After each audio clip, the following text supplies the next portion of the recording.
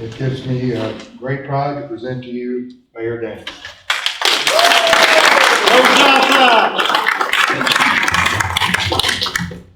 Well, I'll say this, I am not a public speaker. So just thanks for inviting me, I appreciate it. But like he said, I was a paralegal at a law firm for about 15 years. Kent Hensley, if y'all remember him. Then I went to work for the city of Gadsden and worked in the legal department there for 10.5 years. So after being elected mayor, when I took office, the council, and we have a council member here, John Hatley, and I worked together with the employees, and we began making changes in the city. So just a few things I want to point out real quickly. I'm not going to talk as long as Joe Taylor did last time.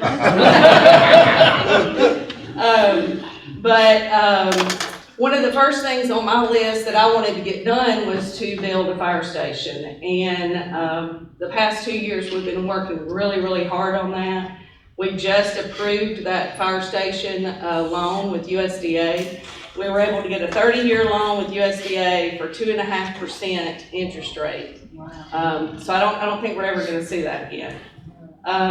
This definitely could not have happened without the vision of our fire chief, Wade Butler.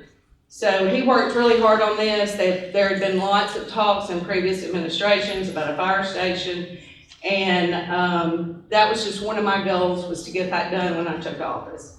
So 2 years in, we have approved that. We are signing the construction loan tomorrow, and there will be a groundbreaking on November the 16th at 4 o'clock. And I believe they said the construction could take up to 18 months, so that can't get done any quicker.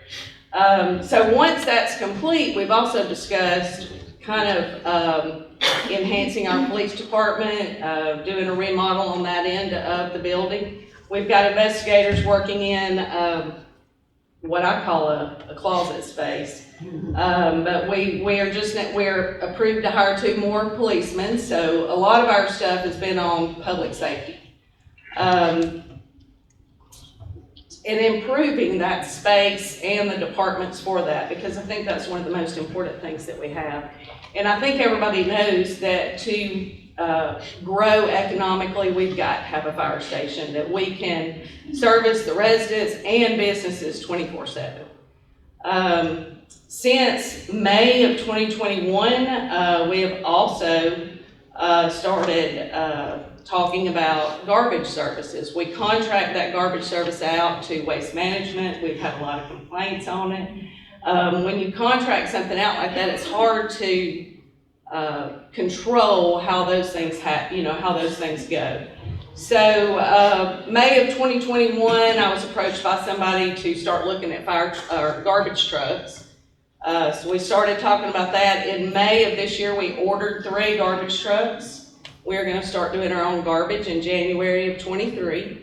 Any residents here from Southside, you'll be getting notices probably next week in the mail regarding the garbage cans, delivery for those, and things of that nature. So that's going to be something new. We haven't done that in a long time. We used to do our own garbage, I believe, and we had guys riding on the back of the truck, which is not good for workers' compensation.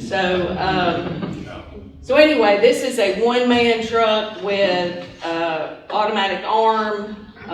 Hopefully it goes really smooth. I know there's going to be hiccups, as there always is with something new like that, but if everybody will be patient with us, I believe that we'll perfect that over a few months and we'll be able to do a better job than what we're seeing right now.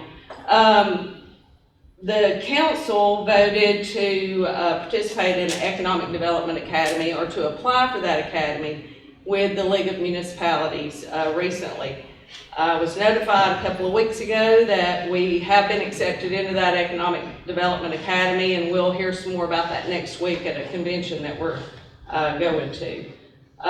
Mayor Taylor in Rainbow City participated in that last year, and he was very instrumental in helping Southside get selected for that this year. So I think that's going to help our city. I think that as much as that helps Rainbow City and how they're moving forward, I think it's going to help us tremendously in that.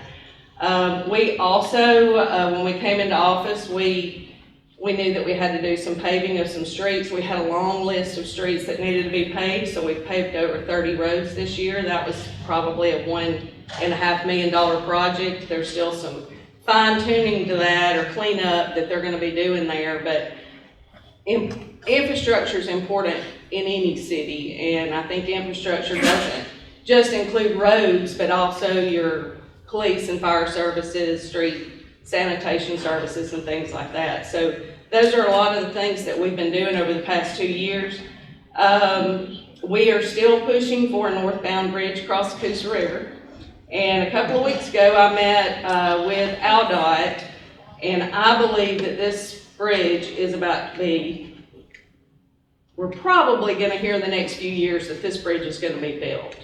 AlDOT, it was taking, for many years, we've been in preliminary stages. Every time you went and talked to them, they were saying, well, you know, you have to have the preliminary engineering. Well, they kept pushing that off year after year. And beginning of this year, they approved the preliminary engineering, and right now they're in a preliminary design phase. So the meeting I had a couple of weeks ago was about the design of that bridge, how that bridge is going to be high enough for like to be able to walk under. We have Southside Landing that we opened in May of this year, which has taken off great. We've had a lot of events down there. We've had fishing tournaments. I think everybody can agree that between the cities of Rainbow City and Southside, Coosa River is very, very important. So being able to promote that for tourism and economic development is really important. We are right now in the process, the city is, of purchasing the land between the two bridges. So I think that will help in our efforts on this bridge, new bridge coming. I also think that it'll help us in recreation by being able to connect those two, the landing that we have now with that land between the bridges, if they don't need it for the new bridge. But in talking with them, if we were able to purchase that property, it would make the transition easier with the design of the bridge, if they were to have any more right-of-way. Right now, they're planning on building that bridge in the same location, the same approaches, a little more elevated, because in some areas you can't get a pontoon boat or something under there. So they're taking all that into consideration. They're taking into consideration the traffic jams we have at Fowler Ferry, Horton Bend Road, the traffic accidents, those sorts of things. We also, as Rainbow City has just approved their master plan, we also went into the stages of doing a master plan. So that will be a 20-year plan, and there's been a lot of input from the community and even other cities. Mayor Taylor attended both of our community meetings there, because in his master plan, as in ours, we want to work together to grow the two cities together. So in that master plan, we had over 1,000 people provide input to that. There was some negative things about it. There were positive things. There were things that were changed throughout the last year. And hopefully in January of 23, we'll be able to approve that master plan and make that final and start working on those different things. What I wanted to do when I took office was to make sure as we grow, we don't forget where we came from, what we started with, what made us, and what's important.